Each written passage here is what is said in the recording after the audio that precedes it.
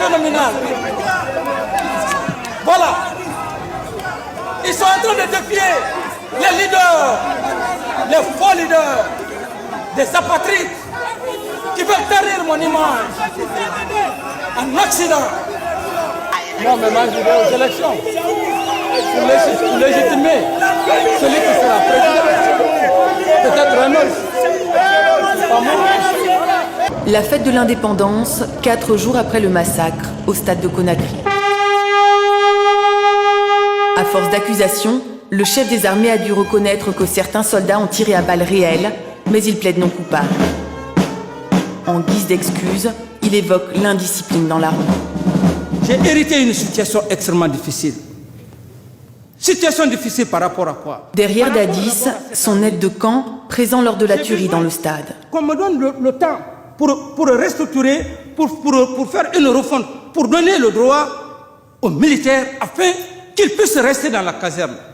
Il y a le ministre de la Défense. Vous allez voir ce qu'il est en train de faire, la construction des camps. Lorsque le militaire est logé, avec sa famille, avec tous les traitements, les armes sont incorporées. Je crois que c'est l'une des conditions pour une meilleure élection. Voilà, je vous remercie. Merci, monsieur le Président. Pendant que le président reste au plus près de son armée, à l'autre bout de la ville, sur l'esplanade de la Grande Mosquée, des camions apportent les corps des victimes de la tuerie du stade.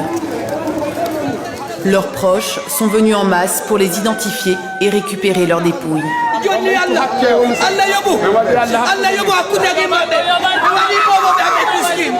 Certains parents errent entre les tentes avec une photo de disparus à la main. Seuls 58 corps sont présentés, alors que le bilan des ONG fait état de plus de 150 victimes. Moi, je ne retrouve personne parmi ces deux-là. Même moi, j'ai perdu mon petit. Mamadou Mika Diallo. Depuis lundi passé, je n'ai pas vu le petit. Vous ne le trouvez pas non plus? Jusqu'à présent, on n'a pas le tout. Moi aussi, j'ai perdu deux de mes amis, un Amadouri Barid. On était ensemble ce jour-là, de 8h à 11h. J'ai perdu 2 personnes. Il y a mon beau-frère, lui, il y a eu des témoignages qui certifient qu'il a été fusillé au niveau du stade là-bas. Il y a eu plusieurs témoignages qui certifient qu'il est fusillé. Il y a mon frère, lui, je l'ai perdu depuis le lundi, on ne l'a pas revu. Et il n'est pas là. On ne peut pas retrouver des corps ici. Tous ceux qui ont été fusillés, ils les ont enterrés. Tous ceux qui ont été fusillés, ils les ont enterrés. Ils ont pris des cadavres au niveau des autres hôpitaux, ils les ont amenés ici. Tous ceux qui ont été fusillés ont été enterrés ailleurs. Il y a eu des témoignages pour ça, madame. On ne va pas voir quelque chose ici. Impossible de vérifier si les militaires ont effectivement fait disparaître des cadavres. En tout cas, la foule en est persuadée et la tension monte. Très vite, des jeunes s'en prennent aux forces de l'ordre. Jet de pierre d'un côté, gaz lacrymogène de l'autre, mais pas de tir ce jour-là. En une demi-heure, en pleine prière du vendredi, tous les fidèles de la mosquée sont évacués. Un symbole est touché, et là encore, la foule accuse la junte. Dans un hôtel de la ville, le capitaine Dadis continue de clamer son innocence. Il est devenu la cible de la communauté internationale et pour se défendre, il fustige l'opposition. Ils n'ont plus d'armes. Parce que ce grand mouvement a été un mouvement machiavélique. Ce jour-là, il invite quelques journalistes étrangers à déjeuner pour les convaincre qu'il est le seul à pouvoir sauver le pays en canalisant l'armée. Aucun civil ne peut gérer cette armée, cette Guinée-là. Aucun civil. Même nous, les militaires, on a des problèmes. Ni les militaires, ni... Je dis même nous, on a des problèmes. Même moi, j'ai des problèmes. Pour son entourage, seul le capitaine Dadis peut garantir la paix dans le pays. Même au jour d'aujourd'hui, si nous quittons le fauteuil présidentiel, on met un civil, les 24 heures qui suivent, il sera renversé par un autre militaire. Parce que personne ne peut gérer ces militaires. Donc c'est pas un dictateur? Non. Le président Dadis, je l'ai connu avant qu'il ne soit président. Si l'armée s'est fédérée pour la choisir en tant que le premier responsable, en tant que le premier responsable du pays, c'est parce qu'on sait qu'il est d'une grande beauté. Il est d'une très grande générosité. Ça, c'est tout à fait normal pour lui. Et il ne peut même pas faire du mal à une seule mouche. Et la stratégie de séduction de la presse se poursuit dans la nuit avec le cortège présidentiel.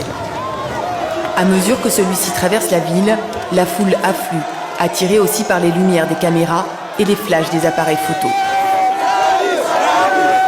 Une manifestation en apparence tout à fait spontanée, mais à Conakry, la spontanéité est souvent encouragée à coups de billets de banque. Un peu plus loin, le conseiller spécial du président tente de rassurer un ami au téléphone. On vient de le prévenir qu'il risque de figurer sur une liste de personnes sanctionnées par la France.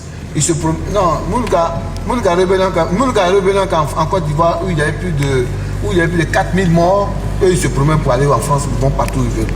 Ils vont aux États-Unis, ils vont partout. Tu comprends, non? Donc nous, on a des arguments.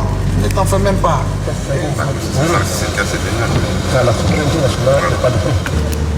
Nous avons pris le pouvoir. En 8 mois, la France commence à sortir les griffes contre nous pour chercher à nous déstabiliser. Vous voyez? Alors que pour pouvoir donner une démocratie réelle à un pays, il faut que le pays soit doté de tous les instruments légaux. Vous savez, ce genre de situation arrive souvent dans plusieurs pays du monde. Et ça arrive. Vous savez, c'est une technique que les gens connaissent. Et je peux même dire que c'est une technique de la France. La France est douée dans la stratégie de déstabilisation des pays africains. Retour au cœur du convoi, où des partisans du capitaine ont entendu parler de l'envoi possible d'une force d'interposition internationale. La population guinéenne vous supporte jusqu'à nous la mort. Au volant de sa voiture, le capitaine tente de donner l'image d'un homme proche du peuple. Cette foule est hystérique et Dadis veut croire qu'elle est son meilleur rempart. On va faire l'affaire de ce pays. On va faire l'affaire de ce pays. S'il plaît à Dieu.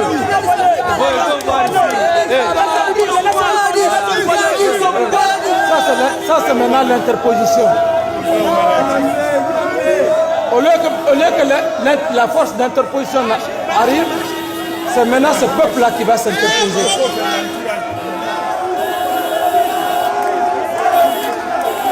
Le destin, c'est phénoménal. Voilà. Ils sont en train de défier les leaders, les faux leaders, des apatrides qui veulent tarir mon image. Un accident. Des partisans scandent des slogans contre la tenue des élections. Des slogans encouragés à ce moment-là par un béret rouge de la garde présidentielle. Avant l'élection, nous on veut Dadis. Il est patriote en Guinée. Avant l'élection, il faut jamais écouter les Zambis. Non, mais moi je vais aux élections. Pour légitimer celui qui sera président. Peut-être un autre. Pas moi.